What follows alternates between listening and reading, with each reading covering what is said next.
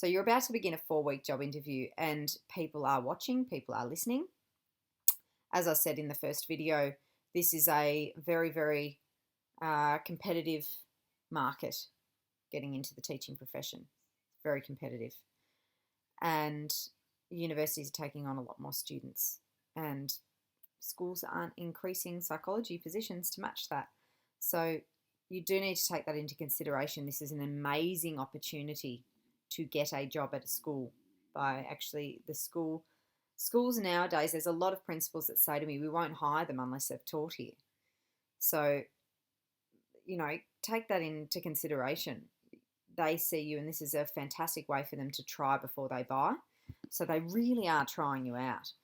The first 2 days are likely to be observation, so don't get too stressed if you don't get to teach at that time, or if your teacher's not getting back to you. It's always good, I would say, to email your supervising teacher now, and you can email the student teacher coordinator. You should have their contact details, and ask them for the contact details of the teachers who will be looking after you, your mentor teachers or your supervising teachers.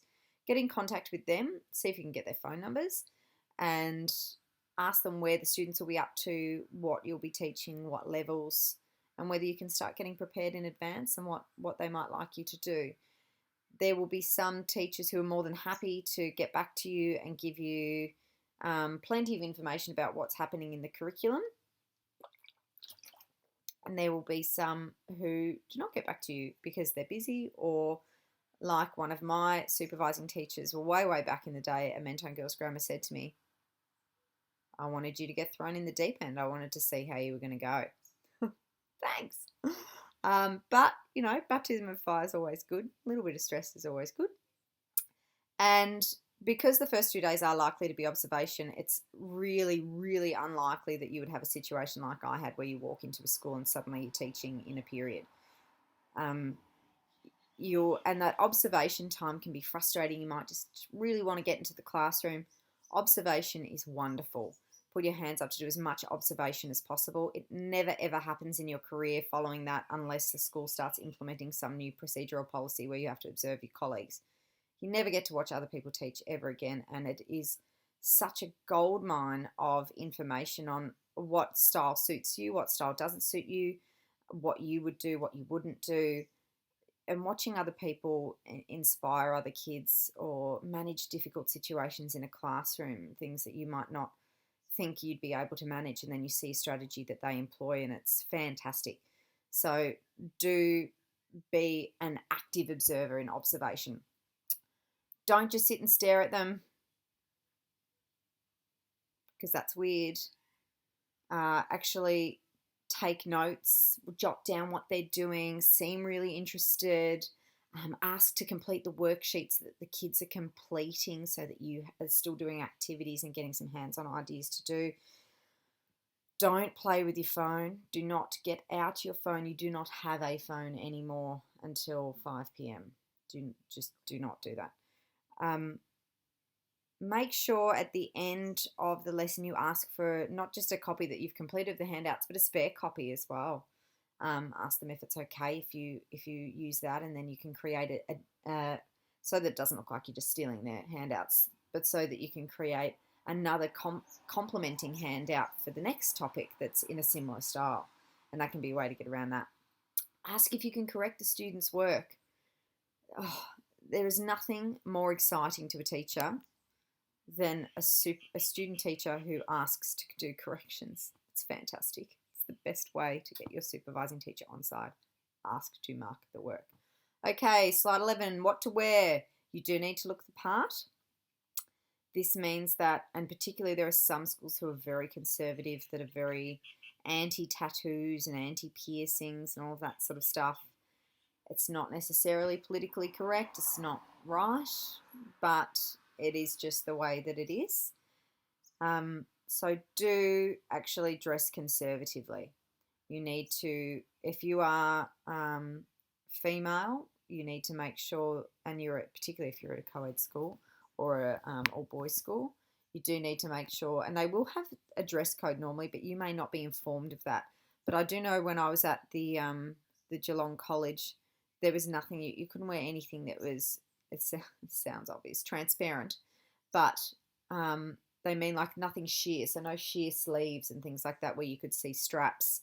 Straps all had to be a certain width, necklines had to be a certain height. All of those sorts of things are taken into consideration. They're certainly noticed by the student teacher coordinator, and you don't want to be the person that gets picked up on what they're wearing or their hygiene or something. That's just awkward for everyone involved. So wear a suit, dress conservatively. Said in the slide, you need to look as if you spend your free time trawling libraries and classifying insect species. You need to look as conservative as possible. So remove your piercings, tie your hair back. Don't wear denim. You know, even if you're at a school where a lot of teachers wear denim, you don't have to. Try not to, because, you know, the principal of that school might be really not happy with the fact that staff wear denim and would love to upmarket, you know, what people wear, but they're not in a position to do so.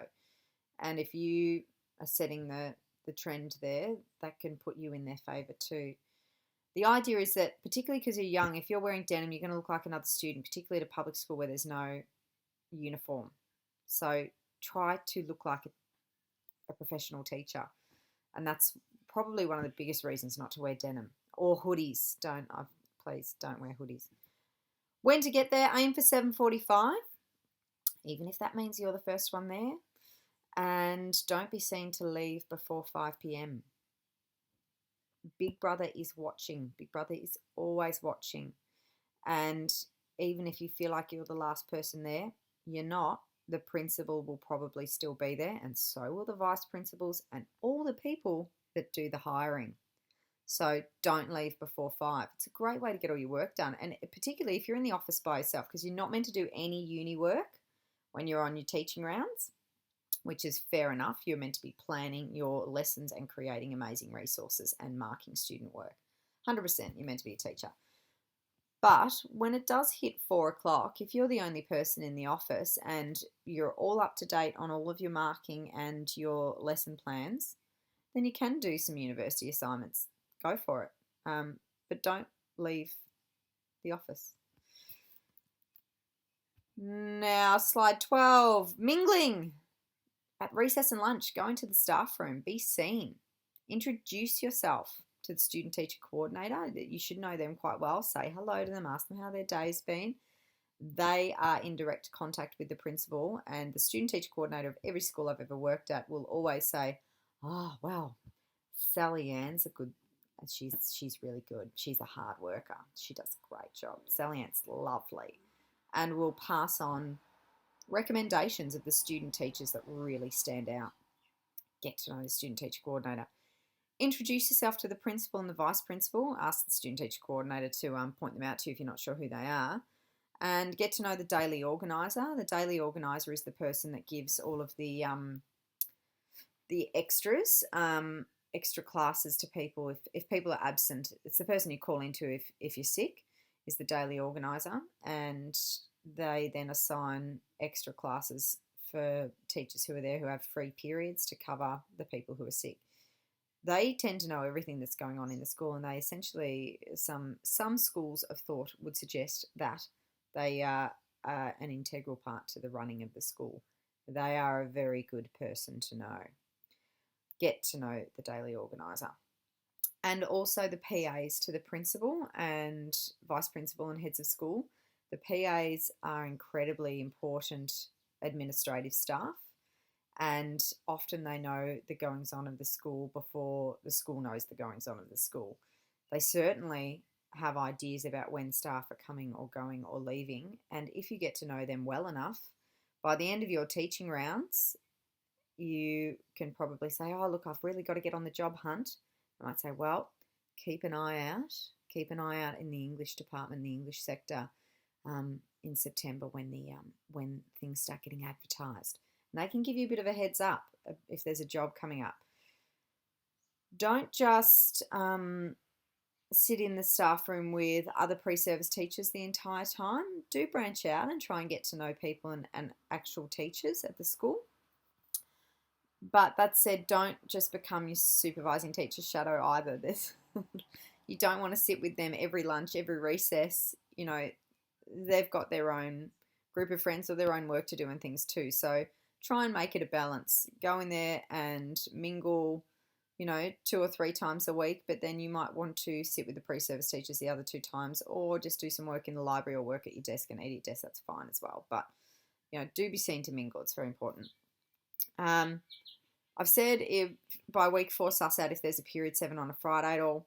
You really need to put out the feelers on that one. That is one that if they want you to attend period 7, which often just means it's a coffee catch up after work. If they want you to attend, you'll probably be invited. So I wouldn't necessarily go fishing for an invite. But if you do become chummy with one of the teachers there, you'll probably likely get involved in that anyway. That's certainly a good way to network. During your teaching rounds, go to everything: assemblies, camps, parent-teacher interviews, if you're permitted, which sometimes you're not. But if they do let you go, far out, they are a fantastic, fantastic opportunity to attend those. You will never get to do it any other time in your career. And parent-teacher interviews are daunting in your first year. I can still remember my first parent-teacher interviews. It must have been 70% of parents asked me how old I was and how long I'd been teaching for, and was I qualified. They didn't ask me that, but they were implying it. So you can get some really interesting sorts of parent-teacher interviews, and it's wonderful to see how other teachers deal with that. For parent-teacher interviews, I always just had an entire folder of my students with their photos and all of their marks and any of the work that they'd done and feedback I'd given them on their assignments, so that I could always refer to something in my hands and say, this is what I'm talking about, where they need to improve with this, but here are their strengths here, and they're doing such a fantastic job with this. It's great to see other teachers doing it. Follow your supervising teacher on yard duty and after school duty, and ask the daily organiser to be able to go out on duty with someone. Duty is super boring, and any teacher will welcome somebody to chat to on yard duty, because you just look like a bit of a stalker walking around the school, not talking to anyone, with a first aid kit. And they go for about half an hour, and they are a very boring but very, very necessary part of your teaching career if there's ever an accident on the school grounds. But teachers will welcome company, and it's great to see if something does happen or there is a fight or something like that, how people deal with it. Go to every staff meeting and every briefing. Don't miss any of those. They're really important. And if you do miss them, your absence will be noted by people. So be seen there. Be seen to be keen. Go to school fetes. Ask to run a stall. Ask to provide cupcakes to the bake stall. Be involved. Put your hand up for any excursions, even if they are completely unrelated to your method area. The Year 11 English classes are going on over to the Holocaust Museum. Fantastic. Do you need anyone, any other staff involved? I would love to attend. They would love you to. Volunteer. Do the PE staff need another teacher to accompany them to a netball game on Tuesday night? You probably get an email and all staff emails. Anyone available? Put your hand up. Yes, I am. Even if, because you're not actually a registered teacher, you're not able to be there as a supervision purpose, they might just ask you to come along anyway, so that you can hand out water bottles or whatever. It's a way of getting to know staff too. Ask your supervising teacher if there are other teachers they would recommend that you observe. That's a fantastic one, because they will recommend people who are incredible teachers, really, really fantastic at their profession. And you don't often get to see incredible teachers in action unless you're a student in a classroom and you're lucky enough to have that teacher. Go and observe them, see what they do, see how the students respond to them, and really be inspired by them. And thank them. Thank them for letting you be in their class. During teaching rounds, never do, this is slide 14, never do nothing, never say that you have nothing to do, or that you don't know what to do, or that you're bored, or that you've done everything. Look busy. Create something else. Create another worksheet. Come up with a new activity. Look online. See if you can find some videos. Create some video worksheets for some extension tasks. Make crosswords. Kids love crosswords. It's bizarre, but they honestly love crosswords related to their content related to their method areas or whatever you're teaching. So make them. You've got time. Offer to correct homework. As I said, it's a valuable experience and it makes your supervising teacher absolutely adore you. Have far too many activities to get through in a class and punctuate them. So you've got 5 minutes of this activity and 5 minutes of this hands-on activity, then a 5-minute YouTube clip, then we're doing some writing, then we're going to talk about it, then we're going to do this. You know, punctuate the lesson so that there's not just an hour of you talking like you're probably experiencing in this video. I'm very sorry. So make sure that you have heaps and heaps of activities. It's the best classroom management technique ever. As you would have noticed from the first 3 weeks, countdowns exacerbate a sense of competition. And that means that when you're saying, you know, you've got 10 seconds, 9, 8, 7, 6, and everyone starts rushing and does everything, and you can hear a pin drop by the end of that, particularly if you start whispering the numbers. It's a really great management technique. Don't call in sick unless you suspect you might be fatally ill. That sounds really sarcastic, I know, but teachers teach when they've got the flu and when they're really, because most of the time with teaching, if we want to call in sick, like, well, here you've got these online lectures and things happening, it's really hard to just, I can't just say someone else can come in and take over my shift. It's not a profession like that. You have to organise the class, set it up, have work for the students to do. It's often more work not to come in than it is to set up for a day where you're actually ill. That's why you will probably remember from your own career as a student, a lot of times when you would have had teachers who were really sick and still teaching in your classroom. Not necessarily hygienic, but particularly in Year 12, all of your class will be sick by term 3 anyway. Mid-year term 3, everyone gets sick because everyone is stressed. So you'll be sick too. But on your teaching rounds, you're likely to get sick because it's the first time you've been exposed to so many kids with so many illnesses, and you don't have the immune system of an, you know, experienced teacher of 20 years. So you're likely to get a cold, and you're still expected to teach with a cold. If you're legitimately ill, you're legitimately ill, and of course don't go in. Particularly don't go in with gastro. That stuff is contagious. Do not go in. Don't tell people that you have. Don't put in a text message and that's right, don't text to call in sick either if you do have gastro. What you should just do is say to your supervising teacher, you do them the courtesy of calling them. You might want to call the daily organiser as well, ask them what the protocol is, and you let them know that you are unwell and you'll be at the doctor's today and that you will have a medical certificate for them when you see them in the next day or so. Do not give any details about your illness. Nobody needs details about that. Slide 15. Interactions with your supervising teacher. Be confident but not cocky. So you've got to be confident in the classroom because it's important that students see you as somebody that knows their stuff. But cockiness, there's a fine line there too. And the way to not come across as cocky is to be really humble and ask for advice. Make sure that you are really open to constructive criticism. Your supervising teacher is there to help you. You're not perfect. You're not going to be the best teacher that you will ever be in your first year because you're going to learn so much on the job. So you need to be open to and humbled by advice. So take it. Prepare lesson plans for every lesson. Show your teacher those lesson plans in advance so they have enough time to give you feedback on them. Do not give it to them just a minute before the class or the morning of the class. They've got stuff to do in the morning too. Give it to them the day before or 2 days before.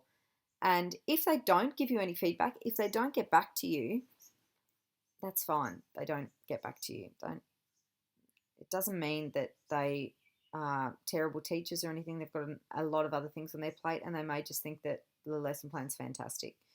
So just go with it. Be flexible is a good one. Slide 16, as I said, be humble, take criticism, ask for advice. Don't get defensive. You are still learning. come up with new and innovative ways to teach the topics, your teacher will want to steal them, the supervising teacher. If you can come up with new, exciting, fun ways to engage your students in stuff, they'll be asking you for all your resources, and that's the best compliment you can ever be given. Unfortunately, there are some situations in which teachers will just tell you how to teach and what to teach and give you all of their materials and not want you to create anything else. If that's the case, that's fine. And I know it's frustrating, but go with it. Go with it for a week and nod and smile and say, absolutely, yep, happy to adhere to that, no worries. And then in your second week, maybe start to say, look, I've got a few ideas. Do you mind if I integrate this worksheet into the lesson? If that's unsuccessful and they're really resistant to that, give me a call and I'll talk you through some steps to manage that situation. Slide 17. If your supervising teacher looks young, don't comment on that and say, wow, you look really young. Should you be a supervising teacher? And similarly, if they look very experienced, don't comment on that either. Don't be seen to play with your phone. Never ever jump on Facebook at all, either on your phone or on your computer, on your teaching rounds. That is a recipe for disaster. You need to seem professionally and philosophically far above being on a social networking site. Never add students, and they will try and look you up. That is a really good point. So change your name. Give yourself a pseudonym on Facebook. So the best way to do that is to put your profile as private as possible. So, it's only friends of friends or whatever that can find you. And use your middle name as your last name. Just change your name for 5 weeks. It won't affect anything, but it means that students won't be able to search for you and look you up, because that is bad. And the best way to do that too, because they'll ask you if you're on Facebook. They always do. The best way to get around that is to be really flippant about it. And I tend to say to my students, oh, look, I'm really I don't know, I'm not really that interested in social networking at all. I had a FaceSpace page once, and I didn't really use it that much. And they really think that you're not with the times if you say FaceSpace, because they know that it's a combination of Facebook and MySpace, and that you clearly archaic and clearly a dinosaur when it comes to social networking, and they'll give up on you and they won't search for you. The last dot point on this slide 17, is an important one. It says, if resentment rears its ugly head. And look, this happens sometimes, not very often, but it does happen sometimes. And that's when it could be that just a supervising teacher may have a very different style of teaching from you, and the students in the class seem to respond to your style of teaching more favourably than their style of teaching. That can be a very, very awkward situation for you particularly, if the supervising teacher takes umbrage to that. If that does happen, please do contact me via email or give me a call, and I will talk you through some effective management strategies to deal with that situation. Okay, slide 18. Whilst you're on teaching rounds, jot down any amazing experiences that you have, or even not so amazing experiences. Did you tutor any students outside class time? If so, how many? What did you tutor them in? What did you advise them in? Did you set up or use or add to any online curriculum resources? Did you help develop any curriculum? Did you design a lesson plan that the teacher used and loved? Did you go on any excursions? Where were they? What were they? How long did they last for? Did you spend time in shoots or roll call, the pastoral care programs? Did you email students? Did they email you back? Did they thank you for your help in writing? Fantastic. Print it out. Keep it. Use it for your online portfolio, or even just your portfolio when you go in for jobs. Have them complete a feedback survey at the end, so that you can show them that you are a reflective teacher, and you're a supervising teacher, that you're a reflective teacher. Is there anything that they would like to see you include in your lessons? Is there anything that you did particularly well, a lesson that stood out to them? And is there anything that you could improve on? I can still remember getting feedback from my first classes and them saying that I went through things way too fast, And I absolutely adapted my teaching to that. Not in these videos. I know I'm going very fast through this stuff, but that's because watching a 35-minute video is very boring, and I know that. Did you design any units of work? Did you run any practical activities? Did you discipline any students? Do you have to give them discipline points? Find out from your supervising teacher what the protocol is for disciplining students. For things like not completing homework, do you give them homework points or discipline points? Do they get detentions? Ask them what the go is. Did you run any voluntary lunchtime workshops? I hope you do. It's a really fantastic way to get the students on side and knowing that you're a really great help, and to get to know the students one-on-one, and then they will actually behave for you even better in class because they know that you're there to help them. Did you attend any athletics or swimming days? Did you correct any work and talk through feedback? Jot all of these things down. Slide 19. At the end of your teaching rounds, buy your supervising teacher a decent gift. A couple of lollipops is not sufficient. Teachers like most teachers, this is a massive generalisation, and I will delete this YouTube clip in due course, but most teachers do like a nice bottle of wine, and we'll really appreciate that, and a nice thoughtful card.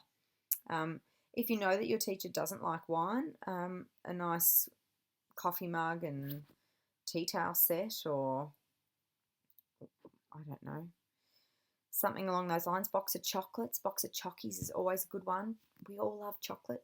Give us chocolate. That's great. So, but make sure you do have a nice heartfelt card there.